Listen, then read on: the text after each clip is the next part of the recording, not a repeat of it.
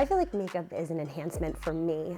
It's really like play, and it's fun, and it's like, okay, this is my face, and then like, what can I do to it to make it like look different? I remember a really long time ago making like a very conscious effort to love the skin I'm in, and to be able to go out in the world without wearing a foundation and things like that, and it definitely took like an effort. I like to do a base.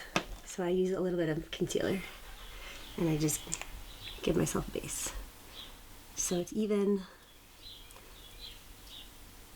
and the makeup will lay even over it. And if I was working on someone, I would use a brush. But since it's just me, I use my finger.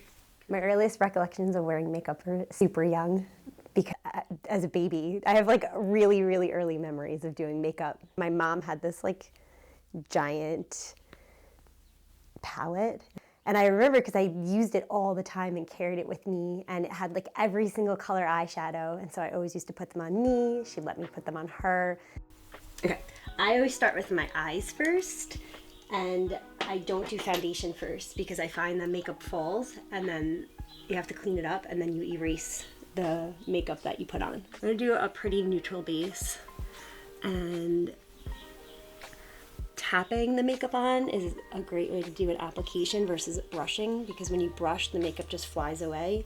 But when you do a patting type of technique, then you're building the color and you get a really even look, as well as piling the color on.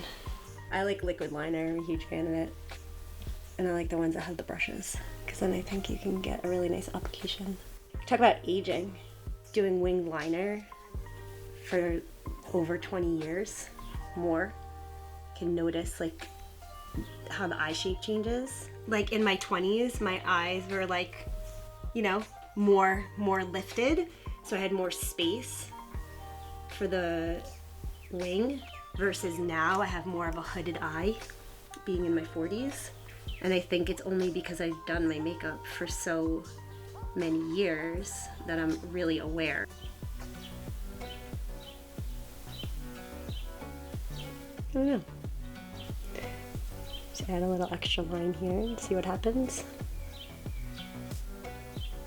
I think that wearing makeup can feel like a slippery slope, like in the sense that it has to do with your relationship with it, and that's like anything in this world. So if your introduction to makeup feels fun versus like you need to put this on because your skin doesn't look good. That's why I think it's fun for kids to play in, because I think they play in anything. So if you have a playful mentality, it's creative. Then I go in with foundation, and I actually do foundation first before concealer, because I like to see what is needed. So like what else the concealer will need to cover. I like skin, so I don't really love like a full coverage foundation on myself. I don't like the way it feels too heavy.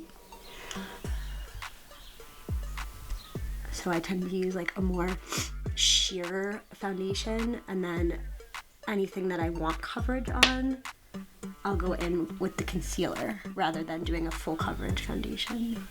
Then I go in with concealer, give a little extra underneath the eyes. I have some redness here and here, I know that. I also have a few sunspots, so if I'm doing full face of makeup, I put a little extra over those spots. Sponges aren't always the best because they absorb some of your product, so you're wasting product by using a sponge, but if you're okay with that, I like the application, so sometimes I'll use a sponge. You can use your fingers too, but then you get dirty. So from there I'm going to work on the under eyes. Now the concealer's on, so just blending that out. And then I like to add either a pop of color or a shine on the inner eye.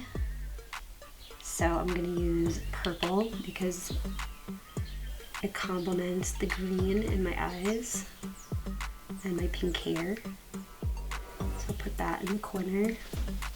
Maybe pull it up on the inside of the eye just a little bit. Bronzer. I like warm cheeks, so So I do more bronzer on my cheekbone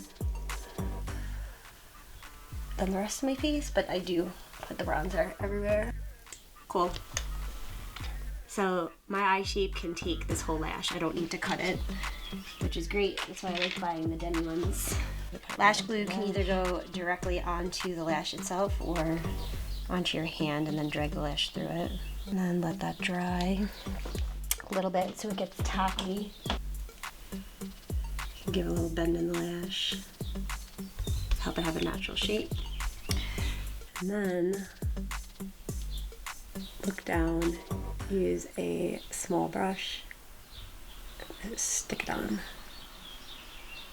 I like using a brush instead of my finger because your finger gets stuck on it and it pulls the whole lash off. I think we're just taught. I think there's a learned behavior, like put red lipstick on. Oh, you know, like, but it doesn't necessarily have to be that. Right, but the truth is you can be sexy in anything. Like you can be sexy without any makeup on. You can be sexy in a paper bag. Like sexiness doesn't necessarily have to do with what we immediately conjure up into our brains as sexy. That's what we've been marketed to believe is sexy, right? Like, and yes, makeup does that. It's like open the eyes with your lashes, like, you know, warm lip, flushed cheeks, because we're like emulating what we look like when we're in our like primal state. And so we're like, this is like what makeup does, but, you know, or like enhances our what we already have. We're just making it better. And I think that that's the mentality that can feel damaging. Being able to find your sexiness and recognizing that you can feel sexy in your pajamas.